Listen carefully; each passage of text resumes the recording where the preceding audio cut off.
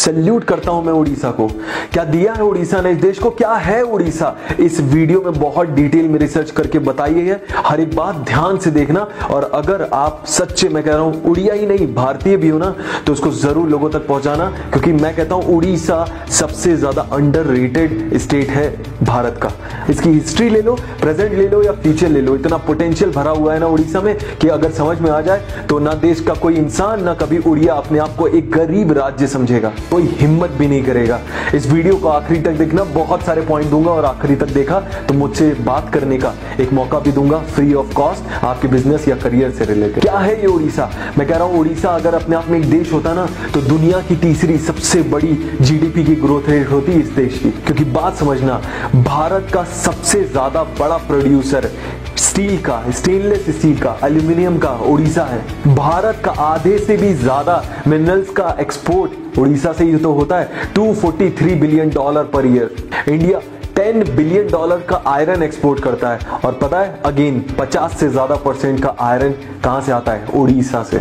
अरे दुनिया में इंडिया ऑलरेडी सेकंड नंबर पे सबसे बड़ा सी फूड एक्सपोर्टर है, जिसमें से उड़ीसा से अकेले 3000 करोड़ का सी फूड एक्सपोर्ट होता है, जो 2024 तक 20,000 करोड़ का करने वाले हैं। 2016-17 में जहां इंडिया का ग्रोथ रेट -2% चला गया था, उड़ीसा 17.6% का ग्रोथ रेट लेके बैठा था। आज भी भारत 4.5% ग्रोथ रेट पे है, तो उड़ीसा 8.4% पे, लगभग डबल।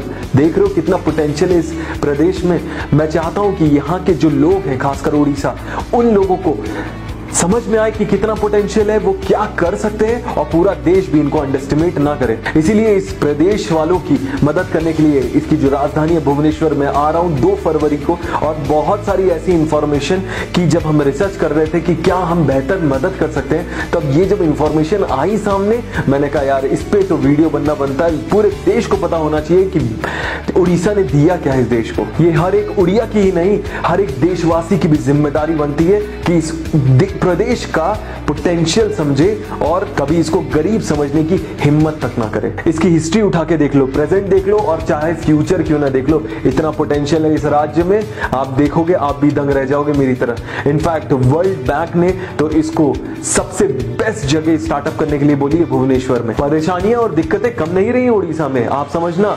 इस वीडियो को एटलीस्ट इंस्पिरेशन की तरह यूज करना, जो इंफॉर्मेशन मैं देने वाला हूं। 1900 सदी से 1900 से आज तक अगर बात करें तो 118 से ज्यादा साइक्लोन आ चुके हैं उड़ीसा में। एक साइक्लोन काफी होता है किसी प्रदेश को बर्बाद तबाह करने के लिए। 2013 में तो मोस्ट बैकवर्ड का टाइटल तक दे दिया गया था। यही नहीं, उड़ीसा का एक भी डिस्ट्रिक्ट टॉप 100 डेवलप्ड डिस्ट्रिक्ट में नहीं आता था। बट इतने सारे चैलेंजेस के बाद भी आज कितनी तेजी से ग्रो कर रहा है, इसको देख लो। इन्वेस्टर्स भी अट्रैक्ट हो रहे हैं, टीसीएस, इन्फोसिस, विप्रो सब आ चुकी हैं उड़ीसा में। यही नहीं, जियो ने ये तक बोला है कि सबसे ज्यादा भारत में जो डेटा का यूजेज है वो उड़ीसा में। मतलब समझ रहे हो डेटा क्यों यूज हो रहा है? ऑफ कोर्स लोग सीखना चाहते हैं, आगे बढ़ना चाहते हैं, भूखे बैठे हैं। इसीलिए मैंने डिसाइड किया कि यार अब नेक्स्ट डेस्टिनेशन एक्सपेंशन की हमारी भी उड़ीसा होगी। उड़ीसा हमेशा से भरा पड़ा था मिनरल से, और ये बात पता चल गई थी हिटलर को, और हिटलर ने अपने जो पीक में था जब, तब भेज भी दिए थे जहाज उड़ीसा को कैप्चर करने के लिए। सोचो इतना पावरफुल था। ऑफ कोर्स हिटलर हार गया और इसकी वजह से जहाज तो आधे रास्ते ही आ पाए थे, लेकिन इतना पोटेंशियल था उड़ीसा में, ये पूरी दुनिया को पता था। एक और इंटरेस्टिंग फैक्ट बताता हूं जो शायद बहुत सारे लोगों को नहीं पता होगा। अलेक्जेंडर द ग्रेट नाम तो सुना ही होगा, सिकंदर महान यहां भारत में बोलते थे। चंद्रगुप्त मौर्य ने इंडिया में घुसने तक नहीं दिया था उसको। और सोचो ऐसे चंद्रगुप्त मौर्य एम्पायर जो पूरा देश पे राज करते थे, वो कलिंग में नहीं घुस पाए थे, और उड़ीसा ही पुराने जमाने में कलिंग कहा जाता था। यही नहीं, अंग्रेजों के खिलाफ जो शुरुआती जंग छेड़ने वाले फ्रीडम फाइटर बिरसा मुंडा, पूरी अंग्रेजी हुकूमत के दांत खट्टे कर दिए थे बिरसा मुंडा ने। इतना परेशान कर दिया था, जंगलों में गुरिल्ला वॉर करते थे, छुप छुप के मारते थे, कोई ढूंढ नहीं पा रहा था। बिरसा मुंडा अपने आप में इतने बड़े लीजेंड थे कि उन पे मैं कहता हूं एक वीडियो तो अपने आप में होना चाहिए। कमेंट करके नीचे बताना, अगर मैं कह रहा हूं 10 लोगों ने भी बोला कि बिरसा मुंडा पे केस स्टडी चाहिए बताएं, तो मैं बताऊंगा। इसके बाद सुभाष चंद्र बोस जिनके बारे में तो कौन नहीं जानता, भारत का बच्चा बच्चा जानता है, वो भी इसी भूमि से जन्मे जिन्होंने पहली बार पूर्ण स्वराज की डिमांड की थी। और भारत की पहली आर्मी आजाद हिंद फौज भी इन्होंने ही बनाई थी। और आज की बात करूं तो स्टार्टअप भी बहुत सारे दिए हैं उड़ीसा ने। भुवनेश्वर ने कितने स्टार्टअप दिए उसका ऑलरेडी वीडियो है, आई पे क्लिक करके आप देख सकते हो।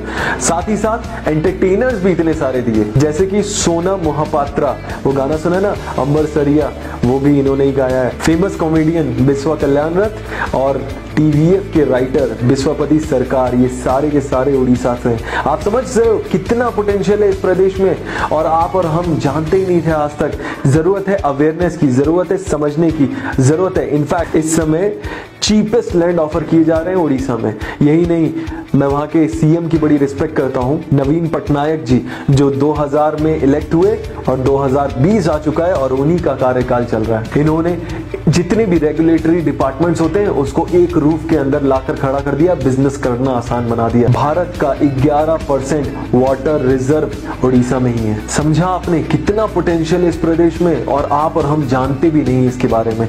समझो और शेयर करो, बांटने से बुद्धि बढ़ती है।